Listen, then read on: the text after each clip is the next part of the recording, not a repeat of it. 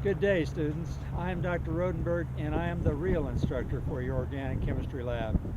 Today you will see a video that was a class project of the class of 2009-2010. As such, they used a certain amount of humor to emphasize some of the points. You are expected to know the difference between the good and the bad examples. In any case, always remember, you are responsible for your safety and the safety of everyone around you. So think before you act.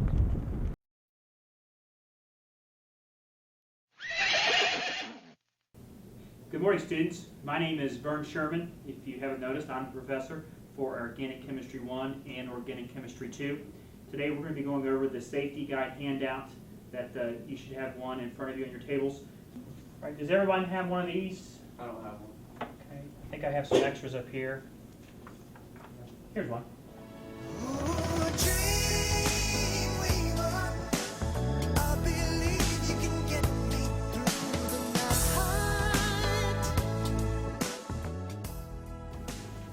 Anyone else need one?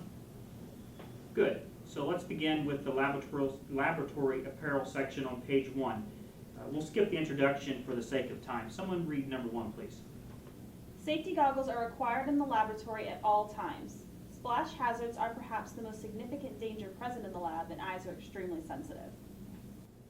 Someone else pick up at number 2.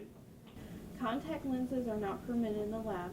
Your goggles will protect your eyes from spill hazards, but do nothing to protect the fumes which can cause your contacts to dry out, which may result in the necessity of operations for their removal. Contact lenses can absorb chemicals from the air, concentrate and hold them against the eye, and prevent proper flushing of the eye should a chemical be spilled into the eye.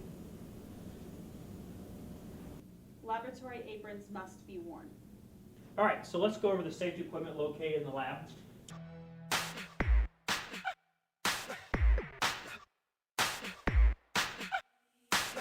See, this is what I'm talking about. Is he serious? Over here by the entrance exit, we have the fire extinguisher. Now don't worry about the fire extinguisher. We'll go over the proper use of it later in class. Right next to the fire extinguisher, we have the fire blanket and the emergency first aid kit. Just off to my right here, we have the emergency shower. Now, if you're over 5 foot, you'll need to duck. When you walk over by here, you'll hit it. It's good for large chemical spills as well as if you're on fire. If you're on fire, come over, pull the lever down. Don't take off your clothes. It's not necessary. And his jokes are so corny. But you will need to clean the water up off the floor because there is no drain for the water to go down. In this part of the lab, you'll see that I'm standing next to the ventilated fume hood. This is the area in which we conduct experiments under the fume hood in this area using volatile compounds. To activate the fume hood, you simply pull the lever located on top, and your experiments are conducted in there. You also find that in many experiments, the organic waste compounds are disposed of in a container located under the fume hood. In this area, we have the storage compartments. We have drawers as well as cabinets in which equipment is located that you'll be using throughout your lab experiments. It's very important to close the drawers if you remove an item, because doors that remain open do pose a safety hazard to other students in the lab. At the sink, we have the emergency eye wash station. In the event that you have a chemical splash to your face or eyes, simply come to the sink, activate the emergency eye wash station by pulling the lever towards you. Water will flow automatically. In the event your cupboards don't open, just flip them over your fingers and immerse your face into the water. In this corner of the lab, you'll find most of the chemicals needed to neutralize any spills that may take place during your lab experiments. Most importantly is the sodium bicarbonate, which is a buffer used to neutralize any acid spills that may take place. Through this window, on this shelf, you'll find the chemicals that would be pre-dispensed for your lab experiment. In this corner, we have the broken glass container as well as the broom and dustpan needed to clean up any glass breakages that may take place. And lastly, we have our distilled water dispenser. This water is to be used for experiments only, as it's not approved for human consumption. All right, in the event of a fire, this is the exit path that you'll need to take. So when you leave the lab, you're going to make a left and then another immediate left to the exit. So you want to continue down this long hallway towards the double doors. The fire alarm is located just before the double doors. It's activated by pushing in and pulling down. Once the fire alarm is activated, continue through the double doors, following the green exit signs to exit the building. Okay, everybody, you need to get out a piece of paper. There's going to be a short safety quiz. First question is, what must be worn in the lab at all times? Question number 2, are contacts allowed to be worn in the lab? Question 3, why is it unsafe to eat in the lab? Next question, what is the proper way to dispose of glassware? And the last question, let's see here, what do you do if you're not feeling well in the lab? Okay guys, finish up. You done yet, Ben? I guess so. Alright, well, if you pay attention, it shouldn't have been that hard. Alright, let's get to work. Aren't you forgetting something? Like what? Let me try jogging your memory. We're dealing with a lot of dangerous stuff today. It might get stuff on your skin or in your eyes and it'll hurt you. Oh, you talk about like pants and apron, goggles? It's too warm for all that stuff. I don't want the goggle lines on my face and the apron, it's just all that gross stuff on there. I don't want to do all that.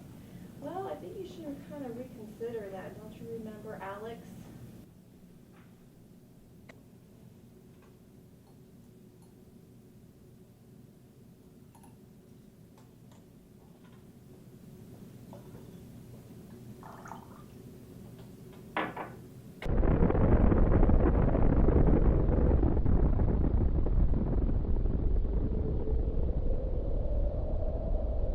Okay, I'll wear the goggles.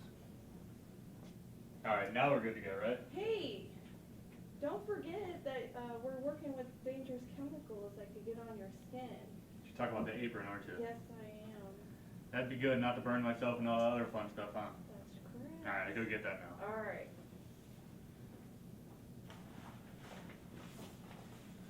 Alright, now you think we can get ready? All right, Get started? let's get to work. Alright. You need to wear the proper safety equipment if you want to be in the lab. Otherwise, you can leave.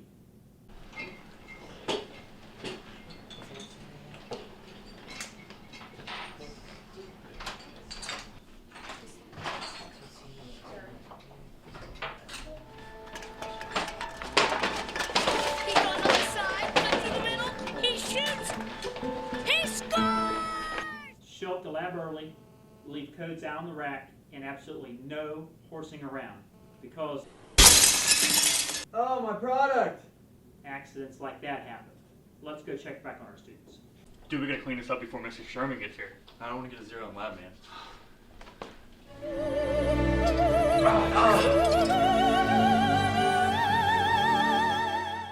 In cleaning up broken glass, remember to use a brush and a dustpan. Put all broken glassware in the appropriate broken glassware container. Never pick up broken glass with your bare hands, or you'll end up looking like this. Man, we shouldn't have picked up that broken glass with our bare hands. Word.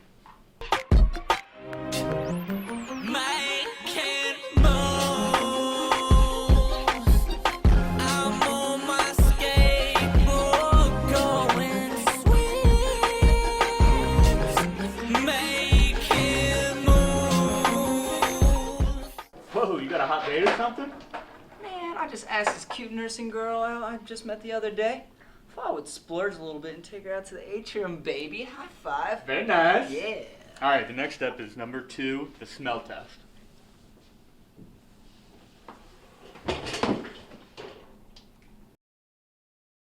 Do not apply perfumes, colognes, or other fragrances. They may pick up or concentrate fumes from the air and hold them against the skin, causing irritation. Ladies, do not apply makeup or lipstick in the lab. In case of an emergency, the fastest way to get the lab instructor's attention is to scream, but don't cause a panic. If you're not feeling well, you should report to your lab instructor immediately. Should anyone lose consciousness during the lab, I will determine if an evacuation is warranted.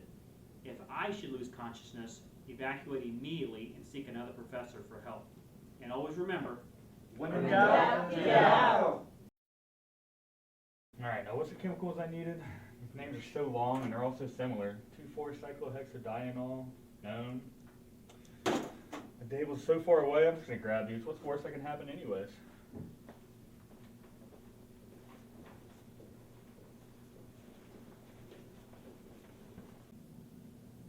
Ben, are you sure you got the right chemicals? Yeah, what's up? Don't you trust me? Not really. Well, maybe next time you can get that Yeah. one. No dice, I got this one now. We're gonna die, aren't we? Geez, you guys don't trust me? I mean, I've been up all night last night, and these names are so long. I mean, what's the worst that can happen anyways? It's not like I'm gonna make a lethal gas or something. That wasn't really convincing at all. Whatever.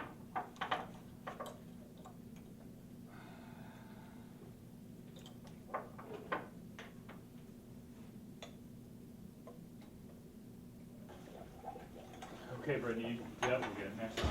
It's not gonna be it next time. Why doesn't he ever listen? That's the last time I'm being Ben's partner. Oh, my eyes are burning.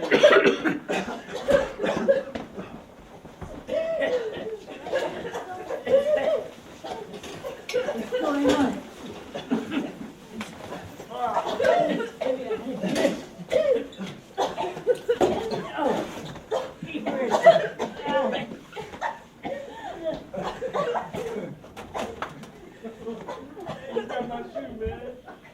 Students, when in the lab, you should report any spills immediately because some chemicals are highly corrosive and, as Ben now knows, can be very dangerous.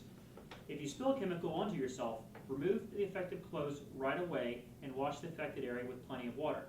However, if a large quantity of the chemical gets on you, do not panic. That's right, just quickly get to the safety shower and remove clothes while the water is running.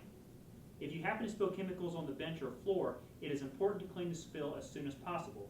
We will use sodium bicarbonate, which will help neutralize strong acid and bases before cleaning them up. And be particularly careful of spills around the balances, which are very sensitive to corrosion and can actually be permanently damaged by even a small amount of chemical. So make sure you remember these guidelines, and hopefully when you work in the lab you can enjoy a safe environment free from hazards such as asphyxiation, loss of consciousness and death from inhalation of poisonous gases, mass poisoning, explosive reactions, burning and destroying of school property, and most importantly, severely disfiguring chemical burns. So let's discuss fire safety in the lab. In the event a fire breaks out in the lab, the fire extinguisher is mounted on the door. Simply grab the fire extinguisher and remember the acronym PASS: pull, aim, spray, and sweep as the proper methods for using the fire extinguisher. Hi, my name is Kyle Crossway, and I'm going to show you the proper use of a fire extinguisher. First, you're going to pull the pin, then you're going to aim, squeeze, and sweep. Do not use a fire extinguisher on a person. That's the purpose of the safety shower. In the event a chemical fire is contained inside a beaker, there is a simpler method besides using the fire extinguisher.